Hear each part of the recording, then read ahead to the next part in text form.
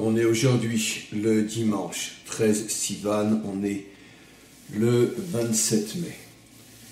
Le cours d'aujourd'hui sera pour la Refoua Shelema, une guérison totale, complète, définitive, qu'on entende très prochainement de très bonnes nouvelles pour Moshe ben Rivka Grenassia, ainsi que pour la Refoua Shelema d'Avram ben Sultana.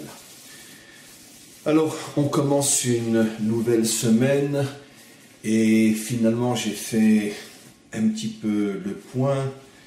J'ai regardé vers quoi on se dirige et finalement je me suis aperçu qu'il ne nous reste pas tellement de temps jusqu'à la période que l'on appelle les grandes vacances, plus ou moins l'époque pour nous du 9 Av, c'est-à-dire le 9 Av, excusez-moi, j'improvise, le 9 Av, finalement, oui, globalement, ça nous amène plus ou moins jusqu'au, on va dire, 15-20 juillet. Ce qui veut dire que comme on est le 27 mai, 27 juin, c'est ça. Donc on a à peu près encore 2 mois. 2 mois avec une interruption relativement longue avec mon départ en France. Le séminaire ne dure qu'1 jour, mais en tous les cas, en ce qui me concerne, je pars en France beaucoup plus tôt.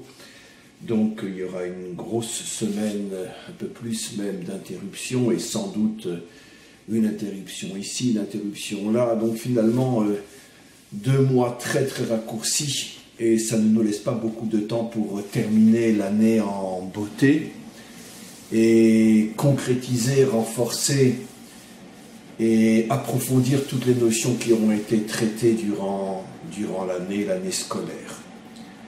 On est après Shavuot et finalement, lorsque l'on regarde quelles sont les dates importantes qui nous attendent d'ici l'année prochaine, c'est-à-dire d'ici Rosh Hashanah, donc les dates importantes avec lesquelles on va terminer cette année, on s'aperçoit cette année, comme chaque année, ceci depuis 2000 ans déjà, que finalement, tout de suite après le don de la Torah, les 2 moments importants qui nous attendent et avec lesquels on va terminer l'année, encore une fois l'année avant notre Rosh Hashanah, je ne parle pas d'année civile, ces 2 moments importants sont finalement 2 moments qui nous rappellent la destruction des 2 temples, le 17 Tammuz et le 9 Av. Et bien évidemment, on peut se poser la question à partir du moment où il est absolument évident, on ne cesse de l'expliquer, je pense que tout le monde le comprend, que l'histoire de l'humanité tout entière, mais à combien plus forte raison l'histoire d'Israël, dont une grande partie s'appelle l'histoire sainte, écrite dans la Bible, il est clair donc que l'histoire en général et l'histoire d'Israël en particulier est une sorte de révèlement, de révélation, de dévoilement puissant, profond, de tout un mécanisme divin, de tout un projet divin qui a un sens et dont chaque étape, chaque événement est une avancée vers le dénouement final de ce projet divin. Et à partir du moment où on a donc non seulement la certitude, mais aussi la sagesse qui nous permet, à notre niveau bien sûr, de décrypter le sens profond des choses, on est en droit de se poser la question, comment se fait-il que l'année se termine sur une destruction des 2 premiers temples? Alors il y a bien évidemment énormément d'approches possibles. Celle que j'ai choisie afin d'introduire cette nouvelle série de cours qui va nous accompagner pendant quelques semaines jusqu'aux grandes vacances. Une nouvelle série de cours tirée d'un Mahamar de Chassidut. L'approche que je voudrais amener à nouveau est liée à mon approche personnelle des choses et liée à des enseignements que j'ai déjà donnés. Cette destruction donc des deux temples qui suit la fête de Shavuot, bien que dans l'histoire ça n'a rien à voir, je parle dans le calendrier, c'est pour nous faire comprendre finalement que la Torah que nous avons reçue, comme je l'appelle souvent la Torah du Sinaï, n'est pas encore la Torah qui peut éviter les catastrophes, parce que ce n'était pas encore la Torah de Tzion. La Torah de Tzion, lorsqu'elle se dévoilera totalement, complètement, bien que ça fait déjà quelques temps, quelques décennies, voire même plus, que cette Torah commence à se dévoiler, elle est fondamentalement liée au retour d'Israël sur sa terre, au dernier retour, celui qui amènera à la construction du troisième temple, qui lui ne sera jamais détruit. Cette Torah de Tzion est la seule qui peut assurer l'éternité d'Israël et d'une certaine manière l'éternité du monde, où il n'y aura plus de catastrophes telles qu'on les a connues jusqu'à aujourd'hui durant toute l'histoire. Comme je le dis toujours, mais ce n'est pas le sujet, bien évidemment qu'on ne va pas se retrouver allongé sur un sable divin à se faire bronzer à la lumière de la présence divine. Évidemment que non, que Dieu nous préserve d'une telle souffrance. Passer l'éternité à se faire bronzer à la lumière du bon Dieu. Évidemment que l'histoire continue. Les efforts, le travail, les challenges, les difficultés, les obstacles, les épreuves même. Mais les catastrophes dans le sens le plus vil, le plus dégoûtant, le plus infâme, les catastrophes qui sont le produit de créatures qui ressemblent à des humains mais qui ne le sont pas, toutes ces catastrophes-là disparaîtront complètement. L'humanité redeviendra ou deviendra pour la première fois une humanité composée véritablement d'êtres humains qui auront encore leurs défauts, leurs problèmes, parce que nous sommes des hommes. Et grâce à Dieu, nous n'avons aucune intention de nous cesser de l'être. Comme je le dis souvent, c'est un petit peu ironique, mais c'est une blague profondément juste dans le judaïsme. La pire insulte que tu puisses faire à un juif, c'est de le traiter d'ange. Parce qu'un ange, c'est tout ce que le juif ne veut pas être. C'est-à-dire quelqu'un qui n'a pas d'autre choix que d'être bien et de faire la volonté de Dieu. Un homme, ce qui fait sa grandeur, ce qui fait sa force, sa dignité, c'est que justement il a le choix d'être ou de ne pas être, de faire ou de ne pas faire. Et ça ne disparaîtra jamais. Parce que Dieu a voulu créer des hommes, pas des anges. Et donc, comme je le disais, c'est évident que la délivrance ne va pas nous transformer en robots spirituels, mais la délivrance va nettoyer de ce monde tout ce qui n'est pas humain. Elle ne laissera dans ce monde que les humains, des millions, des centaines de millions, des milliards. Mais débarrassée de toutes ces forces extrêmement négatives, extrêmement sauvages, qui ne sont pas humaines, le monde s'élèvera énormément, et comme je le disais, des catastrophes qui sont l'expression la plus horrible de l'horreur, toutes ces choses-là disparaîtront. C'est ce à quoi font allusion les prophètes lorsqu'ils disent qu'il n'y aura plus de guerre, il y aura la paix, l'entente, le respect, la fraternité, l'unité. pris au premier niveau, et comme malheureusement la plupart de ceux qui n'ont pas de clé pour comprendre la Bible, pris au premier niveau, on s'imagine que ça y est, on pourra se promener dans la rue à côté d'un lion, comme les métaphores des prophètes. Évidemment qu'il ne s'agit pas de ça. Un lion restera un lion et un serpent restera un serpent. Quand les prophètes disent qu'il n'y aura plus de guerre, ils font allusion au type de guerre qui, d'une certaine manière, ont ravagé l'histoire. Des guerres qui n'ont aucun fondement, si ce n'est la recherche du pouvoir, l'argent, la jalousie, la méchanceté gratuite.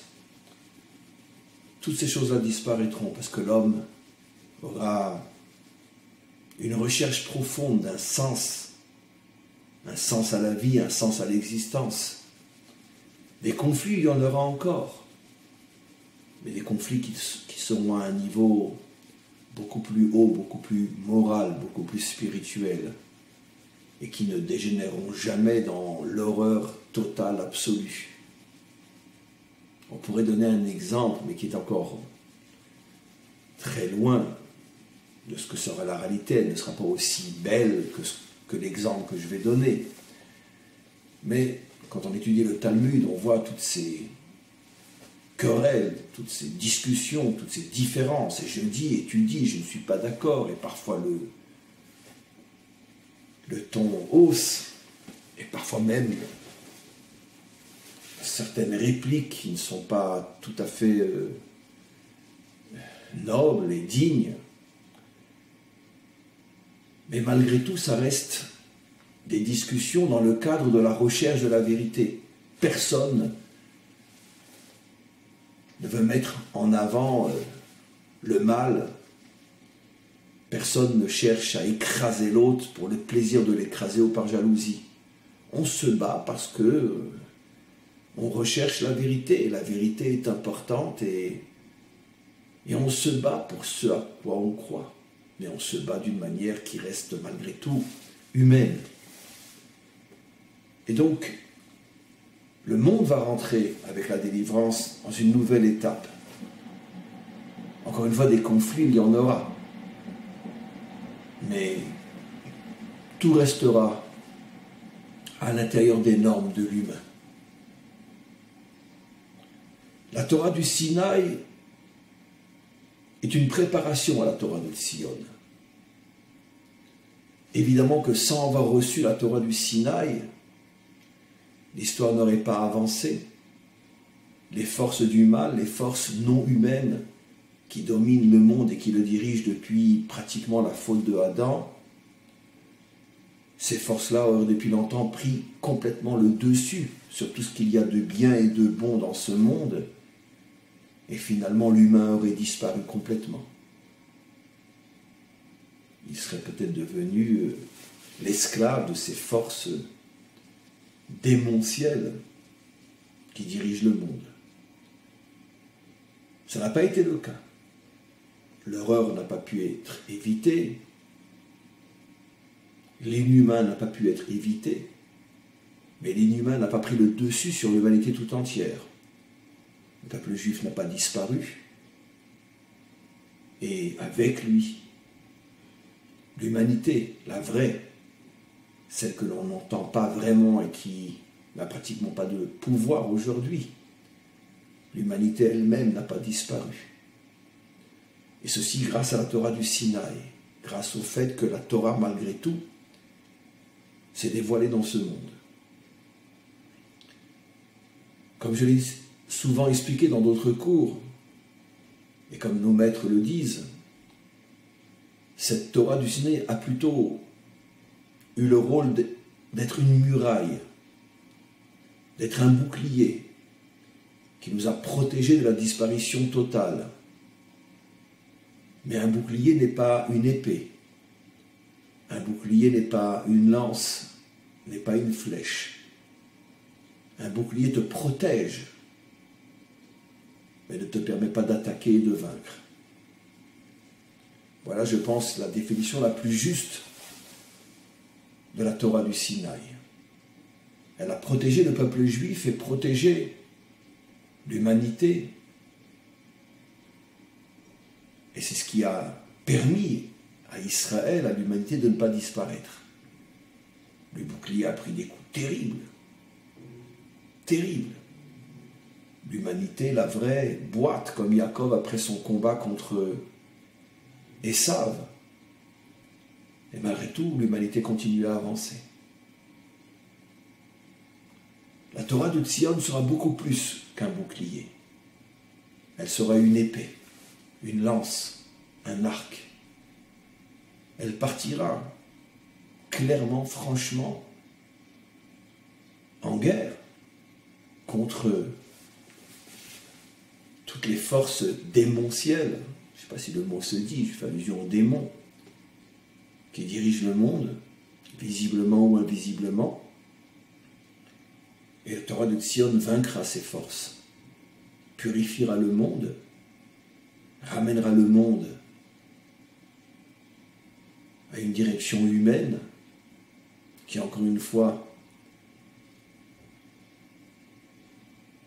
n'enlèvera pas tous les conflits et toutes les tensions, mais à l'intérieur, encore une fois, d'un cadre humain acceptable. Et comme j'ai souvent expliqué, quelle est la différence fondamentale entre la Torah du Sinaï et la Torah de Tzion, c'est que la Torah du Sinaï, comme d'une certaine manière, toutes les spiritualités, depuis des millénaires, la Torah du Sinaï s'est surtout préoccupée de construire l'homme, de l'améliorer, de lui révéler un but, un sens, de le connecter à Dieu. C'est une étape fondamentale, c'est la première étape, incontournable. Mais ce n'est que la première étape. Finalement, dans son rapport avec Dieu, l'homme se sent surtout comme un individu. Il sait qu'il appartient à un peuple, mais ce n'est pas quelque chose qui est dans son vécu de la manière la plus forte et la plus essentielle. La preuve, c'est que depuis des millénaires, notre peuple est en exil, la Torah fleurit partout, partout en exil. Les plus grandes œuvres, les plus grands maîtres de la Torah ont pratiquement tous été des œuvres et des maîtres de l'exil.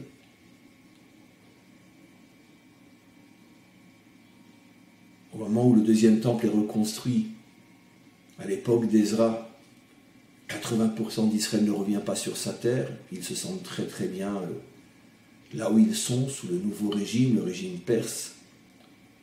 Le roi Cyrus ne le comprend pas, mais je vous aide à revenir sur votre terre et vous ne revenez pas.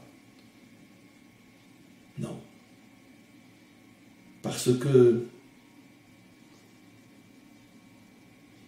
l'identité juive, formée, forgée par la Torah, ne construit pas réellement et suffisamment la notion de nation, d'appartenance à une nation, à une terre. La relation à Dieu reste très individuelle. La semaine prochaine, pas cette semaine, on va commencer à en parler cette semaine déjà, on va revoir la faute des explorateurs. Ce refus de rentrer en Israël, en terre d'Israël, juste après le don de la Torah. Cette faute qui est considérée comme étant la plus grave de toutes, plus grave encore que celle du veau d'or, commise précisément par de grands maîtres de la Torah, des justes d'Irachi. Donc forcément, des grands dans la Torah, c'est eux qui refusent et qui découragent le peuple de rentrer en Israël, en tous les cas au moment où Dieu le voulait. Comment est-ce possible? Parce qu'il manque dans la Torah du Sinaï cette dimension nationale, cette prise de conscience que je n'existe qu'en tant que membre d'une nation sur sa terre, et que si je ne suis pas le membre d'une nation sur ma terre, je vis dans une illusion totale. Et cette prise de conscience est pratiquement impossible tant que nous sommes encore sous l'influence de la Torah du Sinaï. Encore une fois, elle n'est pas responsable, parce que tu ne peux pas construire la nation avant d'abord de parler à l'homme. Si l'homme, en tant qu'individu, ne se construit pas, comment espérer construire une nation? Car une nation, malgré tout, est constituée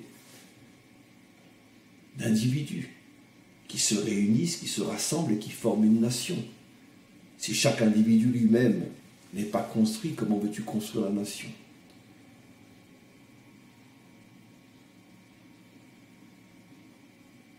S'il n'y avait pas eu la faute des explorateurs, on serait donc rentré beaucoup plus vite en Israël. Il n'y aurait pas eu le décret, comme on le reverra la semaine prochaine, le décret des 2 destructions du temple, et il n'y aurait pas eu donc des millénaires d'exil.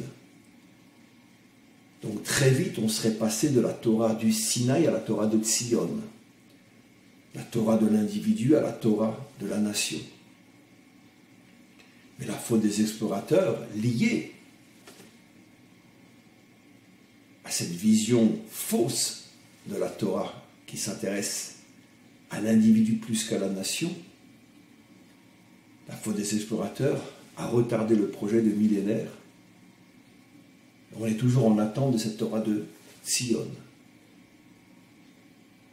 Cette Torah de Tzion qui permettra à chacun d'entre nous de comprendre qu'il est absolument inconcevable de se sentir juif en dehors de sa terre et en dehors de l'appartenance à une nation, et pas seulement un concept théorique, le peuple juif, mais qui dans mon vécu ne veut strictement rien dire.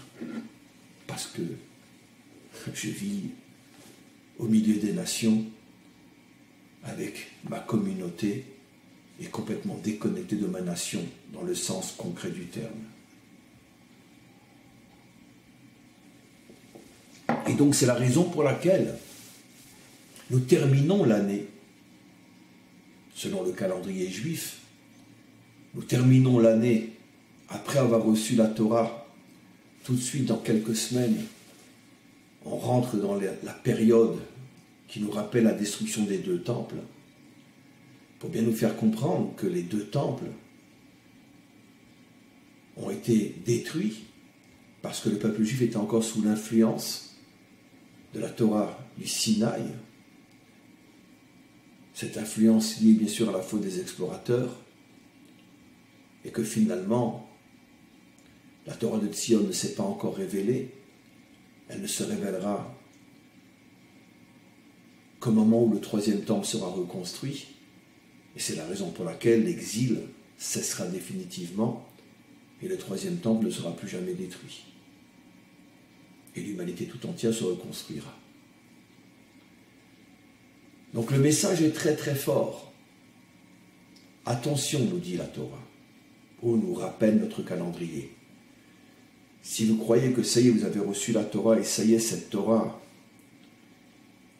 est la Torah définitive, alors regardez ce qui suit juste après. 2 destructions de temples. Non. Cette Torah n'est pas la Torah définitive. Parce que pour l'instant, la lumière qu'elle dévoile est une lumière qui s'adresse à l'individu et non à la nation. Et encore une fois, toute notre histoire en est la preuve. Puisque jusqu'à aujourd'hui, des milliers de centres de Torah fleurissent partout dans le monde et non sur leur terre.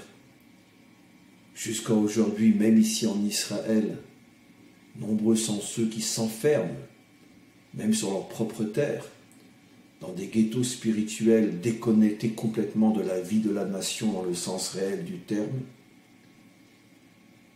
Et jusqu'à aujourd'hui, pour un juif attaché à la Torah, des mots comme nation, patrie, sont des mots qui écorchent ses oreilles pour de nombreux juifs de Torah encore. Et donc, on va maintenant, après cette introduction, rentrer dans un Mahamar de Chassidut. Tous les Mahamarim de Chassidut que l'on étudie sont dans les Mahamarim écrits, enseignés plutôt, pas écrits directement, ils ont été écrits par ses élèves et puis après revus et corrigés par le rabbi lui-même. Mais c'est un Mahamar de Chassidut, donc enseigné par le rabbi. Pour ceux qui veulent la référence, je le dis en hébreu, puisque ceux qui ont besoin de la référence sont capables de le comprendre en hébreu. Shabbat Parshat Matot Mas'e, Menachem Av, de l'année Tafshin Kafbet. Tafshin Kafbet. Alors on va rentrer dans ce Mahamar, comme on a l'habitude de le faire, doucement.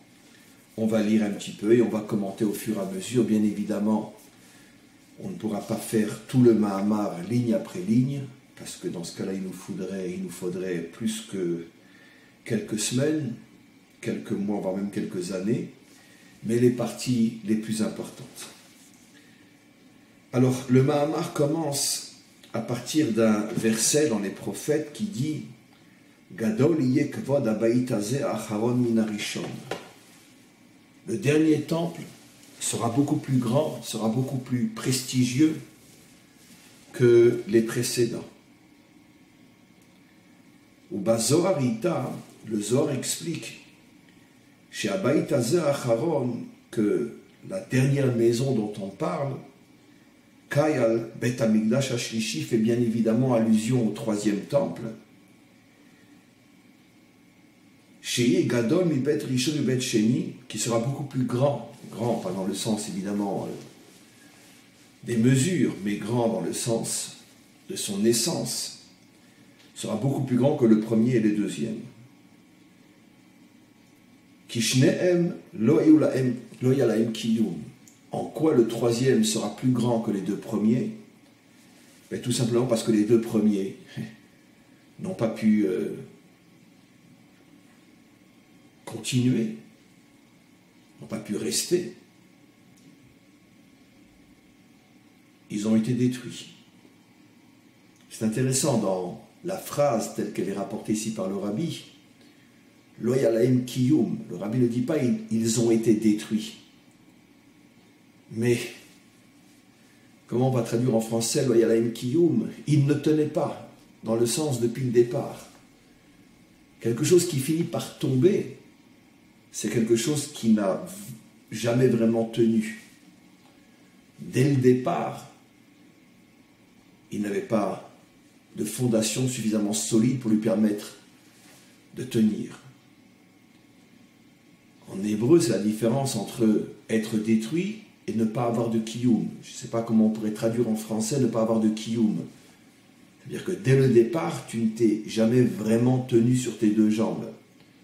Oui, on pourrait d'ailleurs donner un exemple. Maintenant, ça me vient un enfant qui apprend à marcher. Il marche quelques centimètres et puis il tombe. Mais en vérité, tout le monde comprend que depuis le départ, il n'avait pas de kiyum, dont vous me trouvez la phrase en français. Il ne se tenait pas sur ses deux jambes. Je crois que c'est ce qu'on dit. Et c'est pour ça que finalement, il est tombé. C'est ce qu'explique ici le rabbi. Les deux premiers temples, même si les deux ont duré plus ou moins 400 ans, chacun des deux, dès le départ, ils n'avaient pas de kiyum. Dès le départ, ils étaient comme cet enfant qui apprend à marcher, et tout le monde devine que d'ici quelques secondes, il va tomber parce que même les premiers pas sont vacillants. Et pourquoi? Ou Bet Shlishi Yekayam Bekiyum Nitzri. Le troisième temple, il y aura des fondations réelles, c'est comme un adulte qui marche. Et il tiendra pour l'éternité. Alors maintenant, le rabbi va commencer à révéler d'une manière extrêmement allusive, c'est à nous de commenter. Quelle est la différence justement? Pourquoi les premiers n'avaient pas de kiyum et pourquoi le troisième sera éternel?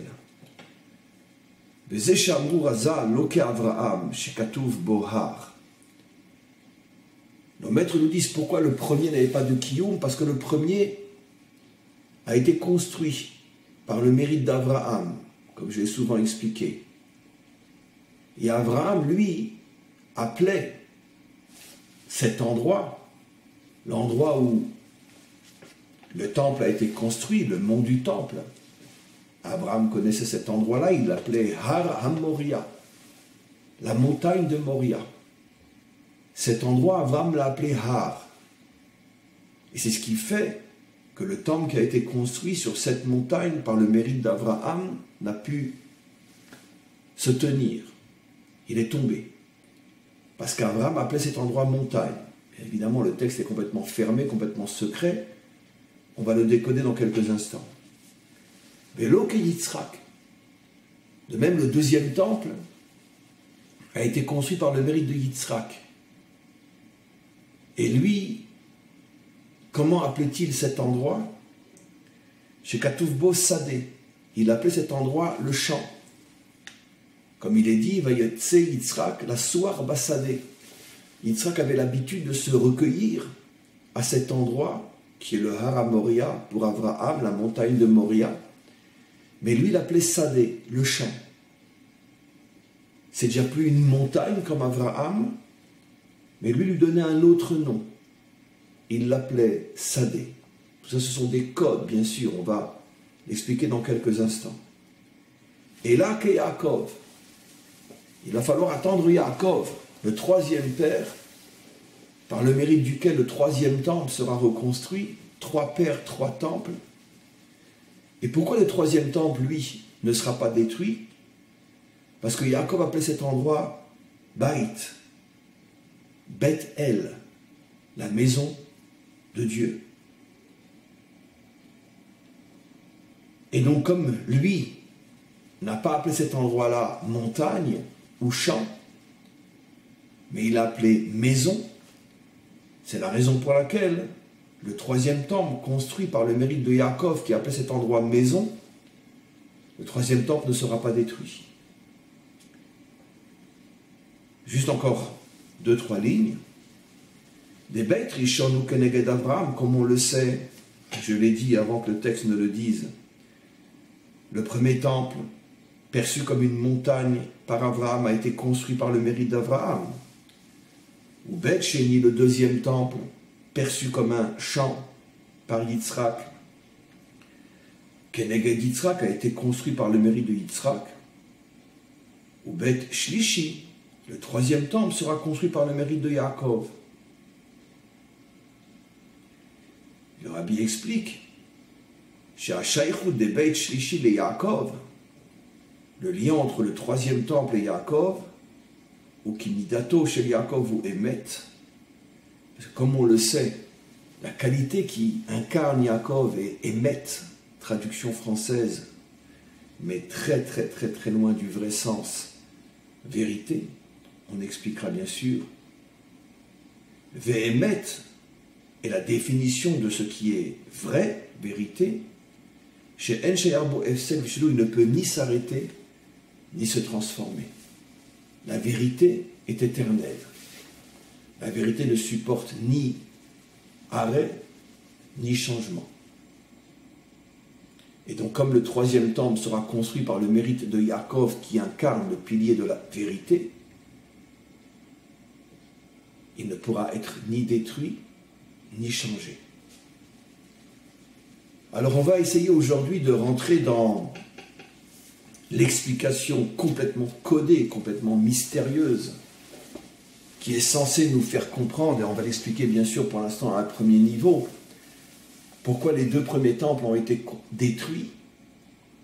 Parce que d'un côté, ils sont construits par le mérite de 2 pères immenses, mais d'un autre côté, la manière dont ils percevaient le temple a fragilisé justement le temple construit par leur mérite. Abraham le percevait comme une montagne, Yaakov, Yitzhak comme un champ, et seulement Yaakov l'a perçu comme une maison. Alors qu'est-ce qui se cache derrière ces codes? Montagne, champ, maison. Alors évidemment, on va commencer à l'expliquer de manière simple et on l'approfondira au fur et à mesure. La montagne, par définition, fait allusion à quelque chose qui est très loin de moi. Loin, parce que très haut et difficile d'accès. Quand je suis dans la plaine et que je vois une montagne, j'ai un sentiment de « waouh !» Comme disait le roi David, « Miya ale behar Hashem » qui peut monter sur la montagne d'Hachem. Pourquoi le roi David prend l'image de la montagne d'Hachem, puisqu'il fait très certainement allusion à la connexion avec Hachem. Pourquoi ne dit-il pas tout simplement qui peut se connecter à Hachem, qui peut servir Hachem? Pourquoi dit-il qui peut monter sur la montagne d'Hachem? Pour nous faire comprendre de la même manière que il faut être un grand sportif pour pouvoir escalader une montagne et se trouver à son sommet, et c'est même très dangereux, on peut tomber. Pas tout le monde peut se connecter facilement à Hachem. Il faut être un escaladeur. Et ce n'est pas évident. Abraham perçoit le futur temple, et on va bien sûr expliquer ce qu'on entend par temple, comme quelque chose qui est encore très difficile à atteindre, qui demande beaucoup d'efforts, et d'une certaine manière qui est même dangereux à atteindre, parce que si tu n'es pas quelqu'un qui est préparé à escalader une montagne, tu peux tomber, glisser et te tuer. C'est la notion qui est cachée derrière la montagne. Ce n'est pas accessible facilement. Une autre notion cachée derrière le code montagne, c'est que la montagne, c'est une image bien sûr, est proche du ciel. Elle monte, elle s'élève vers le ciel. Comme pour nous faire comprendre que cet endroit où on est censé se connecter à Dieu, le temple, est encore plus dans le ciel que sur terre. Et donc finalement, ça demande à l'homme une élévation spirituelle qui n'est possible que pour une élite spirituelle et morale qui est capable d'une certaine manière de se déconnecter de ce monde et de s'élever et de monter vers le ciel. Une telle perception n'a pas de fondation dès le départ. Parce que c'est faux, c'est ce que dit le texte, la vérité n'a été atteinte que par Yaakov. C'est faux de comprendre et d'enseigner que pour se connecter à Dieu, il faut s'élever vers le haut, s'élever vers le ciel. C'est faux, ce n'est pas la vérité vraie, dans le sens de la vérité de Yaakov. Ce n'est pas la vérité vraie de sentir finalement que Dieu reste en haut et qu'il ne descend pas vers le bas. Comme si la connexion est plus liée à un monde spirituel qu'à un monde matériel. C'est faux de dire que seule une élite peut atteindre le haut du sommet. Parce que, si vous vous rappelez mon introduction, cette vision, cette définition lié à la montagne, nous montre une fois de plus que seule une poignée d'individus, une élite spirituelle et morale peut donc se connecter à Dieu. Pas la nation, pas le peuple, pas ceux qui sont tout en bas et qui vivent à un niveau beaucoup plus simple dans ce monde matériel. Eux n'ont pas accès. Quand c'est la perception qu'on a de Dieu et de la connexion à Dieu, ça ne marchera pas. Parce que ce n'est pas la vérité vraie. Quoi? Ça veut dire qu'Abraham était un menteur? Ça veut dire qu'il s'est trompé? Que sa vision de la connexion entre Dieu et l'homme était fausse? Non, bien sûr que non. Mais ce sont des étapes. Tout dans l'existence, dans tous les domaines, passe par des étapes. Il faut bien la première étape, même si elle est loin d'être parfaite. Mais d'un autre côté, sans la première étape, il n'y aura pas les autres. Et les autres doivent ce qu'elles sont aux premières étapes. On va comparer une voiture aujourd'hui à celle que l'on a construite il y a un siècle. Mais d'un autre côté, sans les premières voitures, on n'aurait pas ce qu'on a aujourd'hui. On va comparer l'ordinateur d'aujourd'hui aux premiers ordinateurs d'il y a quelques décennies. On va comparer le portable d'aujourd'hui au premier portable qui est sorti il y a 30 ou 40 ans, ou 20 ans, peu importe. Dans tous les domaines, il faut avancer et on commence par un brouillon avant d'arriver à un propre. Mais d'un autre côté, on peut dire que le premier inventeur, même si son invention est encore très grossière, c'est peut-être celui qui a le plus de mérite. Parce que c'est à partir de lui qu'on va pouvoir avancer. De la même manière, Abraham est le premier à concevoir que la connexion entre Dieu et son monde est possible.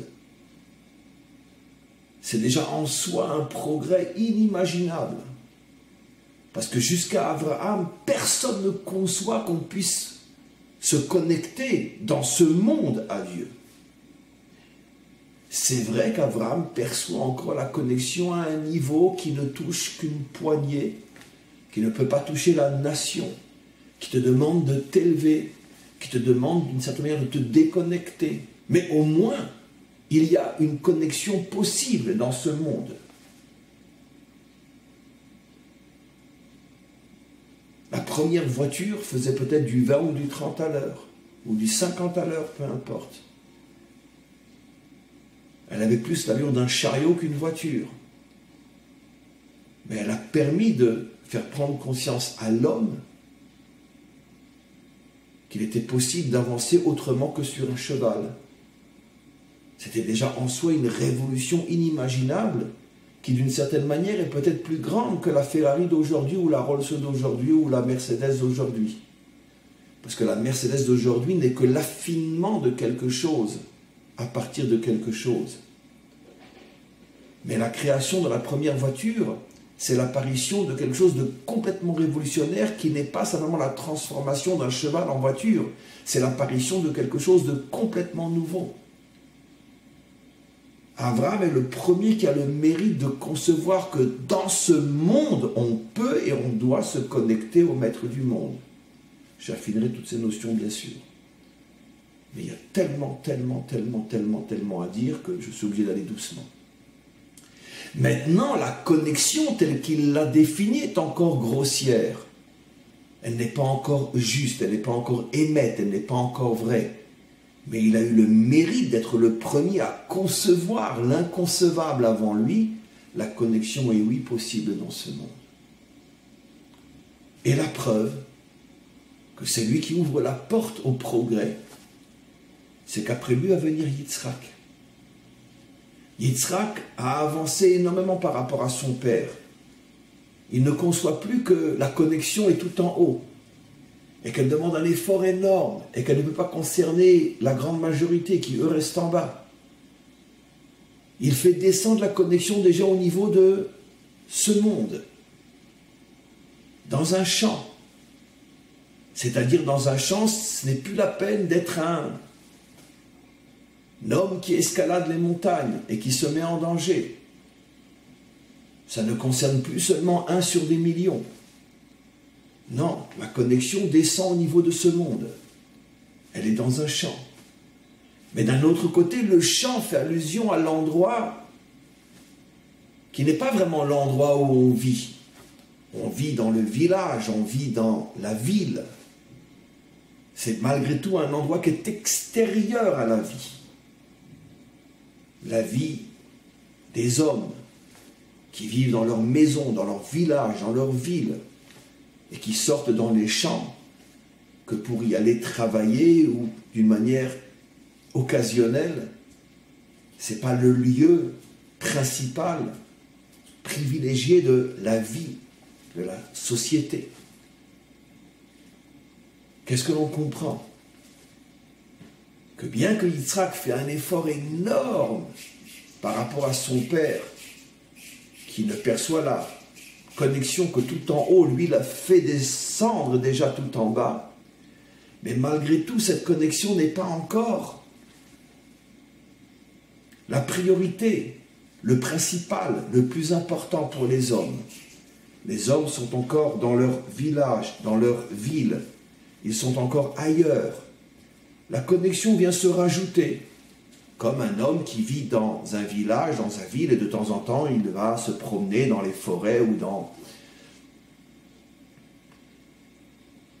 les champs pour se renouveler.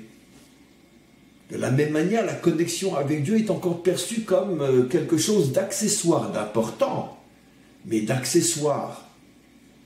Si quelqu'un avait prévu d'aller se promener dans les champs pour s'aérer, et que tout d'un coup on lui dit qu'il y a une réunion importante au travail, il ne réfléchit même pas la fraction de l'ombre d'une seconde. Il oublie qu'il devait se promener et il va à son travail, parce que c'est pour lui ce qu'il y a de plus important, de primordial, d'essentiel. Aller respirer l'air des champs, ben, ça attendra demain. C'est ça, le décodage. Yitzhak, encore une fois, a réalisé quelque chose d'énorme par rapport à son père. Il fait descendre la connexion dans ce monde, mais elle reste encore accessoire. Et enfin arrive Yaakov. Yaakov qui transforme la connexion en maison. La maison, c'est l'endroit où je vis réellement. C'est-à-dire que non seulement la connexion est descendue dans mon monde, mais elle est présente à chaque instant de ma vie, puisque le lieu par excellence où l'homme vit, c'est sa maison. Et c'est là que se trouve la connexion. Jacob arrive à faire descendre la connexion entre l'homme et Dieu dans le quotidien, dans la réalité vraie, dans le tous les jours, là où je suis, là où je vis. Voilà le décodage. Je le répète, Abraham est dans un sens le plus grand des trois, car lui passe de rien à quelque chose. Avant lui, personne n'imagine que la connexion est possible. Lui est le premier à la concevoir et à la dévoiler, mais comme il est le premier, c'est encore un brouillon, c'est tout en haut. Vient Yitzhak et essaye d'écrire un propre par rapport à ce brouillon. C'est le premier propre, mais qui n'est pas encore le propre final. Il dit non, la connexion ne peut pas être tout en haut, il faut absolument qu'elle descende en bas, dans notre monde, qu'elle s'adresse à tous, c'est pas seulement une élite qui est capable de prendre des risques pour aller la chercher tout en haut. Mais Yitzhak n'arrive pas à la faire descendre plus qu'au niveau de l'accessoire, pas encore l'essentiel. Vient Yaakov, et il est le premier à comprendre et à faire comprendre que cette connexion avec le maître du monde, c'est ma maison. Ça veut dire c'est tout mon être, c'est toute ma réalité, c'est toute ma vie. Et voilà à quoi correspondent les trois temples. Alors bien évidemment, tout est encore codé, mais on a déjà fait un travail énorme Demain, on va essayer de comprendre, on va revenir sur ces notions-là et on va essayer de comprendre ce que signifie connexion et comprendre le mystère de ces 3 étapes. À quoi correspond au niveau de l'homme la connexion type montagne, à quoi correspond la connexion type champ et à quoi correspond la connexion type maison. Et on avancera, si Dieu veut. C'est un Mahamar, un texte extrêmement important que j'ai choisi, parce qu'il, d'un côté, nous permet de revoir énormément de notions qu'on a souvent abordées ensemble, mais cette fois-ci toutes ramenées à un texte précis. Et surtout, ça va nous permettre de revenir à des définitions très très profondes et très authentiques de la Torah, et finalement du projet divin et de ce que le Maître du monde attend de nous, attend du peuple juif, attend de l'humanité tout entière, et comment se préparer à la délivrance finale. Parce que, bien évidemment, commémorer les 2 destructions de temples n'a de sens que si, en vérité, on le prend d'une manière positive. Ils n'ont été détruits que pour préparer la venue du 3e. Donc en vérité, on n'est pas en train de pleurer sur la destruction des 2 premiers temples. On est en train de se réjouir sur la construction du 3e, qui ne cesse de se rapprocher de nous, ou nous nous rapprochons d'elle, de cette reconstruction, car le monde avance de plus en plus vite et de plus en plus fortement et puissamment vers la délivrance finale, donc vers la construction du 3e temple. Et c'est dans ce sens-là qu'on doit aborder ces 2 événements qui nous rappellent la destruction des 2 temples, non plus d'une manière négative, triste, mais au contraire, d'une manière extrêmement positive et joyeuse. Ils ne sont plus là, tant mieux, car c'est pour mieux nous préparer à la construction du 3e qui, lui, ne sera plus jamais détruit.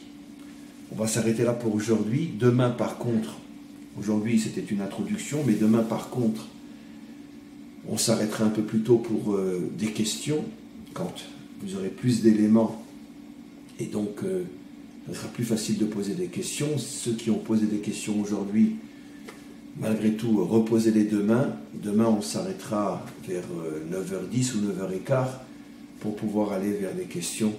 À tous et à toutes, une très très bonne journée.